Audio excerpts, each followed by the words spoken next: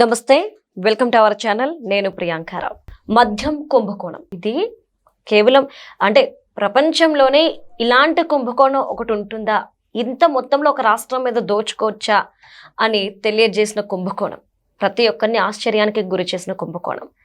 అయితే ఈ కుంభకోణానికి సంబంధించి A1 నిందితుడిగా ఉన్న రాజ్ కసిరెడ్డి ఆస్తుల్ని జప్తు చేసుకోవడం మనందరం విన్నాం. ఇప్పుడు A35గా ఉన్న బాలాజీ యాదవ్ అలానే అతని తండ్రి కులాయప్ప ఆస్తులను కూడా జప్తు చేసుకోవడానికి అవకాశం కల్పించండి అంటూ సిట్ కోర్టుని కోరింది. మరి ఇప్పుడు కోర్టు ఎలాంటి తీర్పిస్తుంది, అలానే అసలు ఎలాంటి కుంభకోణం జరగలేదు అనుకుంటూ ఇదే చెప్పుకుంటూ వస్తున్న వైసీపీ వాళ్ళు దీనికి సమాధానం ఏం చెప్తారు? ఎందుకంటే వీళ్ళందరూ ఇన్ని ఆస్తులు ఎక్కడి నుండి ఎలా సంపాదించారు? ఒక పిఏలుగా ఉన్న వీళ్ళు పిఏలకి ఇంత మొత్తంలో ఆస్తి వస్తుంటే కేవలం వాళ్ళకి తెలియకుండా ఉంటుందా? అంటే దీని వెనుక ఉన్నది ఎవరు ఇప్పుడైనా తెలుస్తుందా? ఇది చూద్దాం. మనతో మాట్లాడడానికి ప్రముఖ పొలిటికల్ ఎనలిస్ట్ డివి శ్రీనివాస్ గారు ఉన్నారు. ఆయన అడిగి తెలుసుకుందాం. నమస్కారం సార్. నమస్తే సార్. బాలాజీ యాదవ్ అలానే అతని తండ్రి కొళయప్ప ఆస్తుల్ని మేము జప్తు చేసుకోవడానికి పర్మిషన్ ఇవ్వండి అంటూ కూడా సిట్ కోర్టుని కోరింది. ఈ నేపథ్యంలో అంటే అసలు కుంభకోణమే జరగలేదు అన్నారు. కానీ పిఏలుగా ఉన్న వీళ్ళు ఇతని తండ్రి ఇన్ని ఆస్తులు ఎలా కూడబెట్టుకున్నారు? గతంలో వీళ్ళకి ఇంత ఆస్తి లేదు, ఇంత కోటీశ్వర్లు కాదు, కానీ సడన్ గా ఎలా సార్ ఈ 4-5 ఏళ్లలో?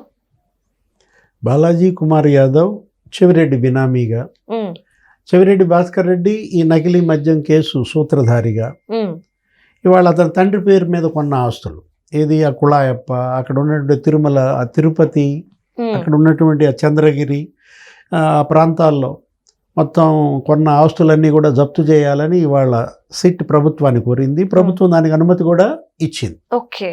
నీకు దగ్గర తిరుపతి అర్బన్ మండలం మంగళం అనే గ్రామంలో వసుప్రధ ఎన్క్లేవ్ మరి కుళాయప్ప పేరు మీద 9.36 సెంట్లు.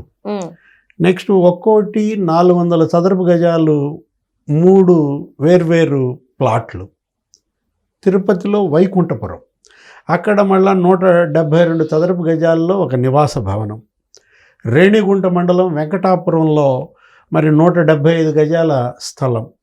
తిరుపతి రూరల్ మండలం గాంధీపురంలో 160 చదరపు గజాల ఈ 2 వేర్వేరు ప్లాట్లు 2023 నవంబర్ 17 తర్వాత కొన్నారు.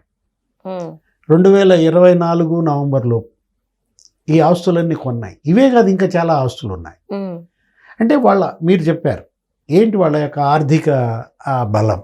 గతంలో ఏమన్నా 100 ఎకరాల భూములు ఉన్నాయా? వ్యాపారాలు చేశారా? ఒక సామాన్య కుటుంబం, ఏది రెక్కాడితే కానీ డొక్కాడని కుటుంబం ఎలా ఇన్ని ఆస్తులు సంపాదించింది? ఈ ఆస్తులు ఎవరివి? ఇతను ఎవరి బినామీ? చెవిరెడ్డి భాస్కర్ రెడ్డి మరి బాలాజీ కుమార్ యాదవ్ అతని డ్రైవర్ ఆ రోజు 8 కోట్లతో పట్టుబడ్డారు. ఎక్కడ? నీకు ఎలక్షన్ కమిషన్ ఎన్నికలకు ముందు ఓట్లు కొనుగోళ్ల కోసం ఈ మధ్య డబ్బులు వాడారు. దగ్గర మరి ఒక 250 కోట్లు మరి ఓట్ల కొనుగోళ్ళకు వాడారని సిట్ తేల్చింది. మనం చూసాం వెంకటేష్ నాయుడు. ఆ వెంకటేష్ నాయుడు వీడియోలు కూడా మీరు చూశారు. ఏది అతను ఏదో కట్టల డబ్బులు ఇట్లా జాన బెత్త అని చెప్పి ఇది 40 అది 4 మొత్తం 5, ఈ 5 కోట్లు చంద్రగిరి పంపడినానో ఏదో మాట్లాడుతున్నవి. లేదు, షెల్ఫ్ల నిండా అట్టపెట్టెల్లో డబ్బు. ఒక స్వామి ఏంటి అయ్యప్ప స్వామి దీంట్లో అతను అన్నీ చూపిస్తూ మాట్లాడుతున్న వీడియోలు. అదేదో ఇంజనీరింగ్ కాలేజీలో కూడా మన క్యాష్ పట్టుబడింది. 11 కోట్లు ఆ వర్ధమాన్ ఇంజనీరింగ్ కాలేజీలో. విజేందర్ రెడ్డి, ఇప్పుడు ఆ యువి డిస్టిలరీస్ ఏంటది, ఆ ఉపేందర్ రెడ్డి, విజేందర్ రెడ్డి, ఇవాళ కసిరెడ్డి రాజు భార్య అరెట్టో హాస్పిటల్లో ఆమె డైరెక్టర్. అంటే కసిరెడ్డి రాజు ఆస్తులు కూడా కొన్ని స్వాధీనం చేసుకున్నారు, జప్తు చేశారు. ఆయన A1 నిందితుడు. 32 ఎకరాల ఏమో అతను కొనుగోలు చేశాడు, వాటన్నింటినీ జప్తు చేశారు. ఇంకా అసలు అతను 92 ఎకరాలు కొన్నాడు హైదరాబాద్ పరిసరాల్లో. అటు తల్లి సుభాష్ని పేరు మీద, ఈ భార్య ఈ పైరెడ్డి దివ్యారెడ్డి, లేకపోతే కూతురు ఈష్ణవి పేరు మీద సినిమాలు తీశాడు. ఏంటి ఆ సినిమా ఏంటది, స్పై అనేటువంటి సినిమాల్లో ఎన్ని వేల కోట్లు పెట్టారు, లేకపోతే రియల్ ఎస్టేట్లో ఎన్ని వేల కోట్లు పెట్టారు. అసలు అతను మరి ధనుంజయ రెడ్డి కూడా కొన్నాడు. నెల్లూరు జిల్లాలో ఆ ముత్తుకూరు మండలం, పొదలకూరు మండలంలో ఆయన కొన్న ఆస్తులు. అవును. ఓఎస్డి జగన్మోహన్ రెడ్డి, ఓఎస్డి ఎవరైనా కృష్ణమోహన్ రెడ్డి, అవును. అతను కొన్నాడు కొన్ని ఆస్తులు. అతని కోడల పేరు మీద మీద స్నేహారెడ్డి ఏదో ఉంది, రామచంద్రపురం, హైదరాబాదు, బాన్స్వాడ ఈ ప్రాంతాల్లో. ఈ ఆస్తులన్నీ స్వాధీనం చేసుకోవాలి. ఎందుకంటే కొన్ని వేల మంది చనిపోయారు. వీళ్ళు అమ్మింది మద్యం కాదు, వీళ్ళు అమ్మింది కాలకూట విషం. జే బ్రాండ్ మద్యం అన్నారు దాన్ని. ఏది నెయ్యి అలాగే చేశారు, మద్యము అలాగే చేశారు. ఇప్పుడు స్వామివారికి పెట్టిన నెయ్యి మనం చూసాం, గత 10 రోజులుగా దాని మీద నడుస్తుంది. అది నకిలీ నెయ్యి, ఇది నకిలీ మద్యం. అత్యంత ప్రమాదకర రసాయనాలతో చేశారు దాన్ని. ఏది సింథటిక్ నెయ్యి అని అదో అన్నారు. అని అది కోట్ల మంది భక్తులతో తినిపించారు. కాకపోతే దానిలో పరిమాణం తక్కువ కాబట్టి ఎవరికి ఏమీ కాలేదు.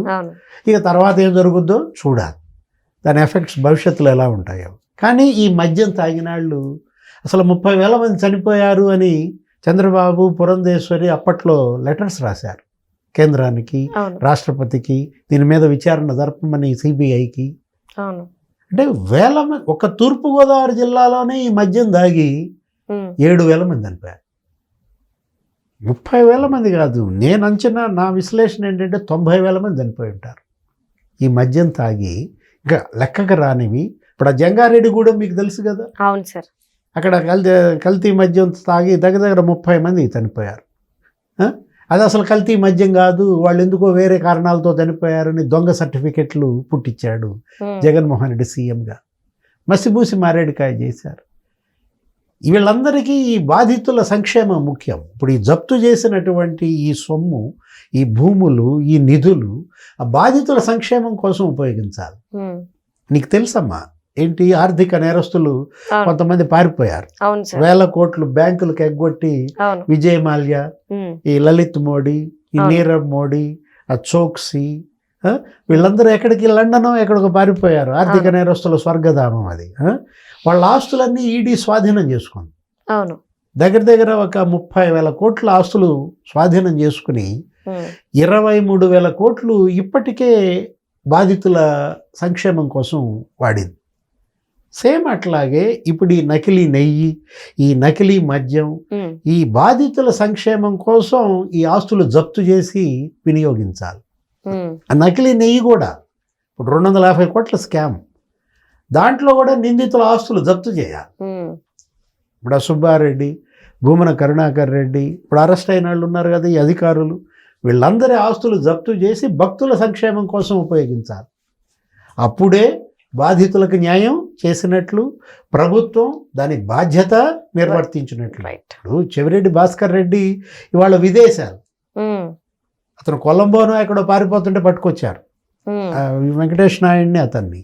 అతను టాంజానియాలో లేకపోతే సౌత్ ఆఫ్రికాలో అక్కడేంటి స్టీల్ ప్లాంట్ పెట్టాలని, ఇనప ఖనిజ శుద్ధి కర్మాగారం పెట్టాలని, అక్కడ ఫుడ్ ప్రాసెసింగ్ ప్లాంట్లు పెట్టాలని. ఇదేంటిది, ఇది అంతర్జాతీయ కుంభకోణం. దీనిలో వేల కోట్లు విదేశాలకు మనీ లాండరింగ్ చేశారు. దుబాయ్లో ఒక డెన్ ఉంది. ఇవన్నీ బయటికి రావాలా? ఏది జింబాబ్వేలో ఎంత, జాంబియాలో ఎంత, అసలు మొత్తం సంపదని రికవరీ చేయాలి. చాలా లోతైన విచారణ జరపాలి. ఇటు ప్రభుత్వం, అటు కోర్టులు, ఈ దర్యాప్తు సంస్థలు, ఈ 3 సమిష్టిగా ఇవాళ పనిచేస్తే తప్ప బాధితులకు న్యాయం జరగదు, దోషులకు శిక్ష పడదు. Right. Thank you so much sir. నమస్తే.